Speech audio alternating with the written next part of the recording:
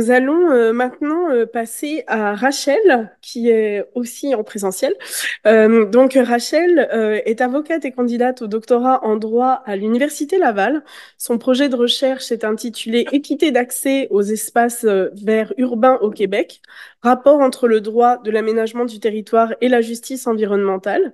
Donc qui vise à déterminer si le droit de l'aménagement du territoire au Québec peut servir de levier pour renforcer l'équité dans l'accès aux espaces verts. Donc Rachel a précédemment complété une maîtrise en droit à l'Université d'Ottawa avant de nous rejoindre ici. Alors je t'invite à venir me rejoindre. Ben, bonjour, merci d'abord à l'Institut EDS de me donner la possibilité de sortir de ma région parce que je viens du Bas-Saint-Laurent, de venir un peu à Québec et de pouvoir présenter. Donc moi aujourd'hui en fait je présente pas mon sujet de recherche, je vais plutôt présenter un peu une expérience que j'ai vécue, des réflexions. Puis je suis vraiment intéressée à entendre ce que vous en pensez aussi, qui est de fusionner ensemble le militantisme et le doctorat. Donc, d'où mon titre, là, comment chercher à éviter que le monde brûle sans brûler sa carrière académique. Donc, essayer de ne pas brûler des ponts dans une carrière académique tout en faisant des actions militantes qui sont plus de nature politique. Donc, ben, d'où ma présentation. Là, je suis étudiante au doctorat en droit. J'ai un sujet de recherche qui concerne l'environnement, qui concerne la santé, donc l'accès aux espaces verts en milieu urbain. Et je suis aussi impliquée depuis presque un an dans un groupe de Rimouski qui s'appelle la Mobilisation Forêt Pointe-au-Parc, qui a passé un peu même dans les médias nationaux, peut-être vous avez vu passer. Puis c'est un groupe qui est opposé à un développement domiciliaire dans une forêt qui comprend plusieurs milieux humides, dont des tourbières. C'est relié à un gros réseau de tourbières, en fait. Et donc, c'est des enjeux reliés au changement climatique, à la protection des milieux humides, des forêts urbaines aussi.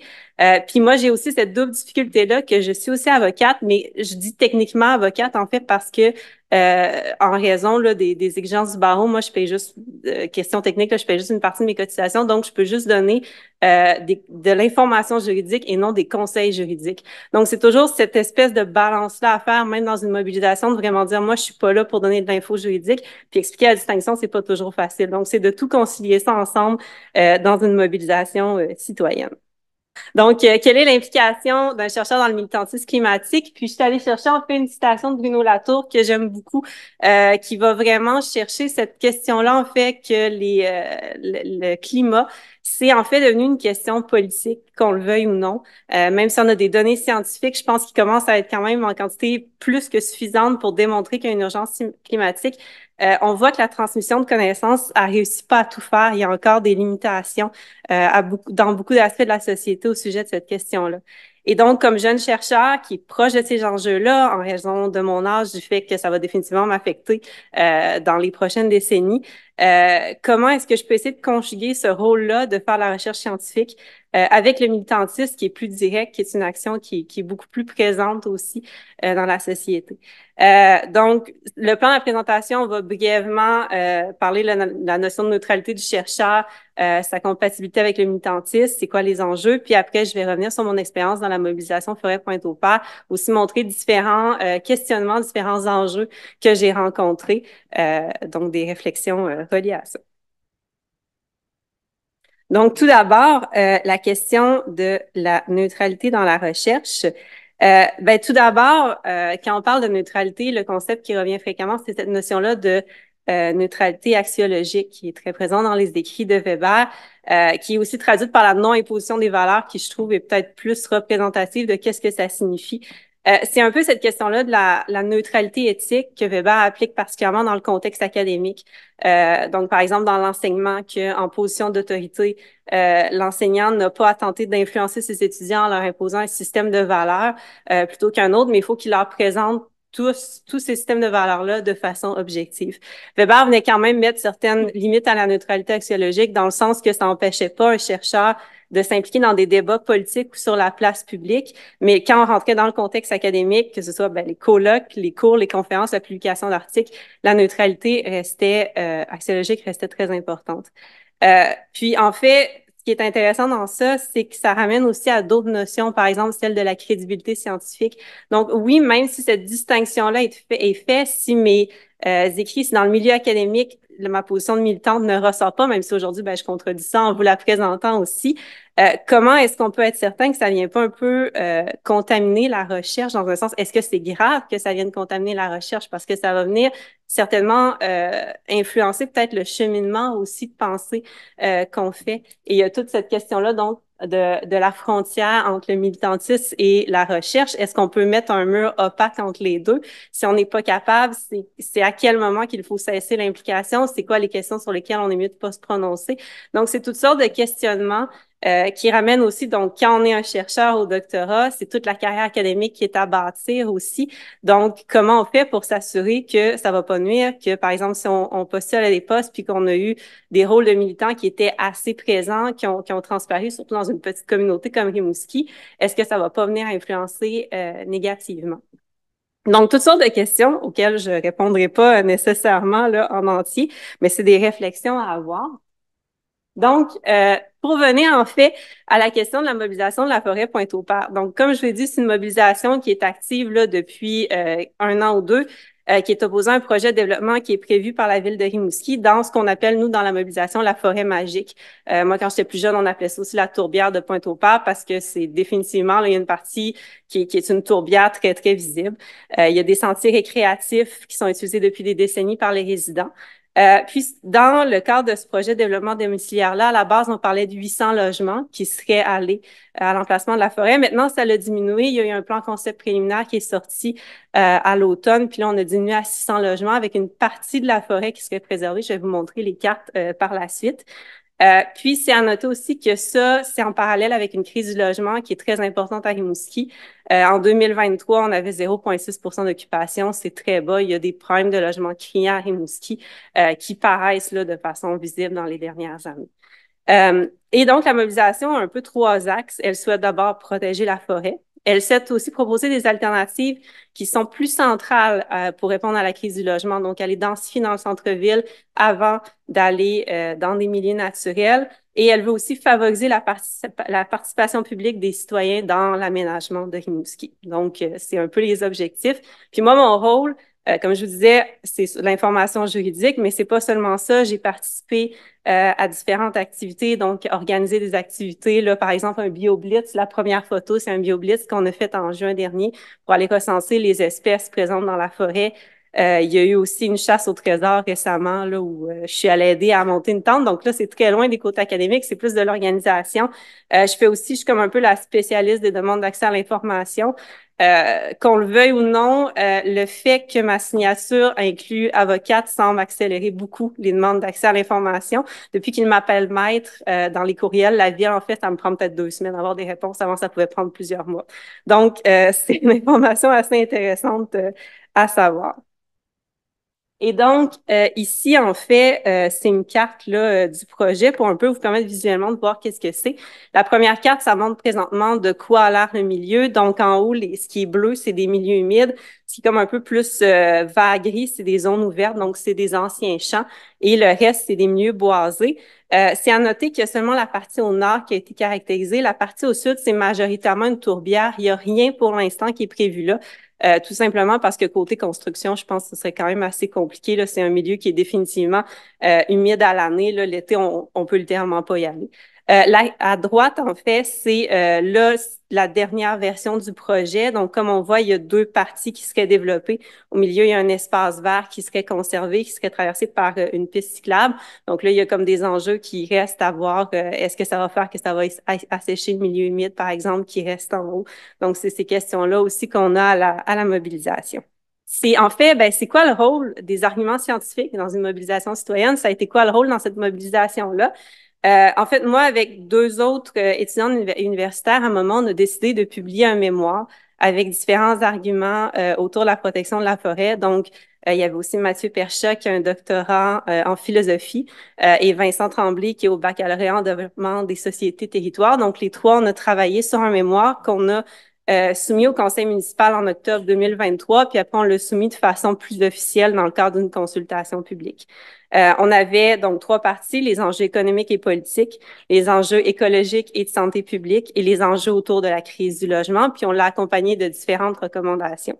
On a aussi, ça c'était quelque chose qui était nouveau pour moi, là, tout le côté de communication. On a là, diffusé par un communiqué de presse qui annonçait le dépôt du mémoire au conseil municipal. On a aussi fait, on l'a soumis sous embargo à Radio-Canada. Donc, qu'est-ce que ça veut dire? C'est que Radio-Canada avait l'exclusivité de la nouvelle. Donc, nous, en fait, on a eu des entrevues aussi exclusives avec eux qui ont fait qu'on a eu quand même une certaine présence médiatique dans les journées qui ont suivi le dépôt du mémoire.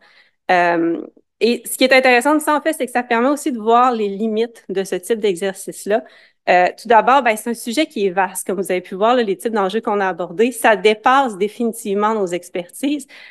Et là, c'est là il y a des limites aussi à l'argumentation scientifique. C'est que moi, par exemple, côté enjeux économiques, c'est définitivement pas mon domaine. Même côté crise du logement. Donc là, c'était d'aller chercher de l'aide externe. OK, c'est bon, 5 minutes, donc je vais me dépêcher.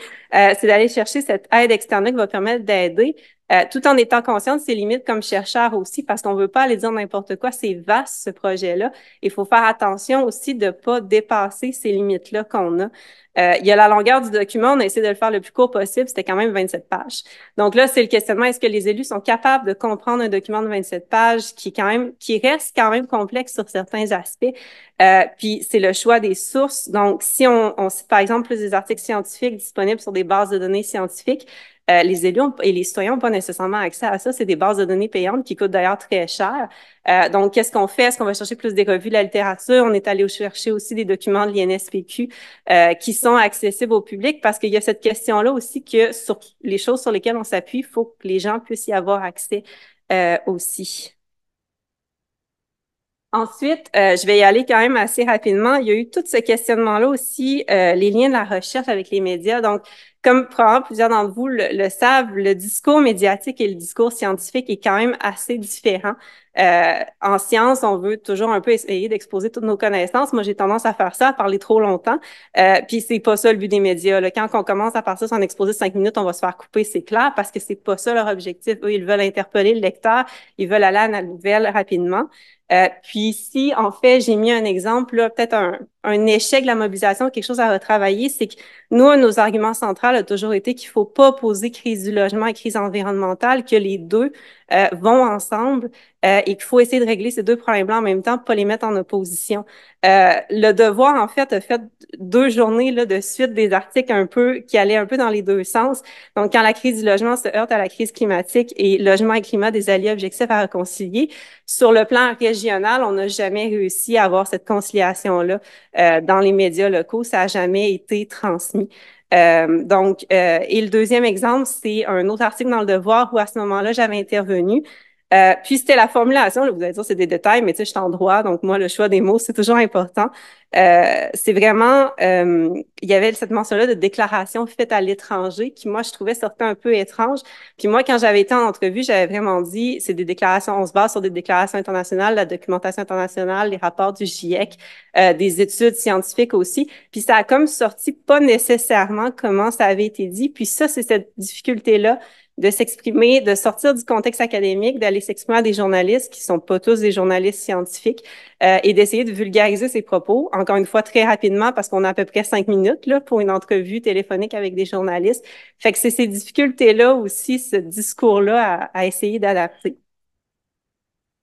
Et finalement, puis là, je vais y aller très vite parce que c'est un exemple intéressant, la recherche et le politique. Puis là, juste un disclaimer, le but, c'est pas de critiquer la position du maire ou de la ville de Rimouski, c'est juste de montrer cette opposition-là entre comment certains concepts peuvent être amenés, comment ils peuvent être compris par le politique. Donc, j'ai mis le cas ou drame de l'étalement urbain, là, parce que c'est quelque chose qui est revenu souvent dans les derniers mois. C'est qu'il y a une différence marquée dans la définition de l'étalement urbain entre les opposants, entre ce qu'on présente dans notre mémoire et selon la position là, de la ville de Rimouski. Puis tout ça, en fait, vient du fait que le maire a signé il y a peut-être un an une déclaration des maires et mairesses en action qui parle du principe d'étalement zéro. Donc, nous, on était allés en conseil, on avait demandé en quoi l'étalement zéro était compatible finalement avec le projet de développement, puisque pour les opposants, pour la mobilisation, on est dans un contexte d'étalement urbain. Alors que pour la ville de Rimouski, en fait, on est dans un projet qui s'inscrit dans l'aménagement durable. C'est pas d'étalement urbain parce que c'est dans le périmètre urbain. Et c'est à peu près à 5 km du centre-ville. Pour vous donner une idée, c'est peut-être 10-15 minutes d'automobile, là, dépendant du trafic. Quoi qu'à Rimouski, c'est pas la ville avec le plus de trafic. Puis, Ça, en fait, c'est un débat qui rejoint peut-être un questionnement qui est plus large, qui est difficile à exposer en conseil municipal dans une période de questions où on a 5 minutes pour parler une question, une sous-question. C'est la question de, ben, c'est quoi l'étalement urbain en région? C'est quoi les critères? Pointe-au-Père, c'est une ville qui fusionnait avec Rimouski. Comment est-ce qu'on gère ça de l'étalement urbain entre une ville qui était avant sa propre ville, qui a été fusionnée au début des années 2000 avec la grande ville de Rimouski? Euh, puis, ça reste donc que devant le politique, tenir cette argumentation-là en se basant sur des recherches, en essayant de faire le travail des deux côtés pour se comprendre, n'est pas nécessairement évident parce que aussi les priorités sont pas pareilles. Et en même temps, la population rimouskoise, c'est peut-être pas dans son plus grand intérêt. Au final, que ce soit l'étalement urbain ou non, c'est peut-être pas non plus l'argument le plus porteur qu'on peut utiliser. C'est que là, on rentre peut-être dans les technicalités, l'argumentation plus de nature scientifique qui a pas nécessairement d'impact au final dans le grand débat là, autour d'un projet de développement, même si d'un point de vue de recherche, il y a des questions qui sont super intéressantes dans ça aussi. Et donc, finalement, moi, ce que je constate, c'est qu'il y a ce dialogue-là entre la recherche et l'expérience militante qui a commencé à se faire dans mon cas. Déjà de voir certaines limites aussi concrètes de mon sujet, les limites du droit. C'est ça que, bon, formation droit de droit, j'ai tendance à penser, OK, le droit peut tout régler, on peut imposer des choses, puis tout va bien aller. Puis tu réalises, c'est un peu d'aller dans des mobilisations comme ça, qu'au-delà des dispositifs légaux, il y a plein d'autres actions déjà qu'on peut prendre, que les dispositifs légaux, c'est pas la seule chose, et que des fois, il y a des limites. Par exemple, sur la loi sur la qualité de l'environnement, quand il y a des milieux humides et hydriques, il y a des dispositions donc qui vont les protéger, même si, comme on le sait, les mécanismes présentement sont pas nécessairement adéquats. Mais qu'est-ce qu'on fait si, par exemple, dans une étude de caractérisation qui est préparée par la ville, il y a des milieux hydriques qui manquent? Parce qu'à ce moment-là, quand c'est évalué par le ministère, ils vont se baser sur les documents majoritairement qui est fait par le demandeur. Ils vont des fois faire quand même des contre-vérifications, mais ça reste qu'on se base beaucoup sur ça. Il n'y a pas nécessairement de contre-expertise. Puis nous, ce qu'on remarque dans la mobilisation, c'est que des fois, quand il manque certains éléments à ces études de caractérisation-là, on se retrouve dans une situation juridique un peu étrange où factuellement, quelque chose peut peut-être exister, mais il n'est pas dans les documents qui sont soumis pour la demande. Donc, c'est comme s'il n'existait pas. Et c'est intéressant de voir ça aussi d'un point de vue juridique, puis de penser, OK, c'est quoi les mécanismes qu'on peut faire? Puis comme mobilisation, ben, est-ce qu'on a les moyens aussi d'aller chercher ces mécanismes juridiques-là qui coûtent de l'argent aussi? Donc, c'est ces questions-là qui sont quand même super intéressantes. Donc, je pense que j'ai réussi à tout couvrir. Ben, je vous remercie. Puis si vous avez des questions, réflexions, moi, ça va me faire plaisir d'entendre là, ce que vous pensez de la conciliation de ce type d'activité-là, les limites, conseils. Donc, ben, merci beaucoup.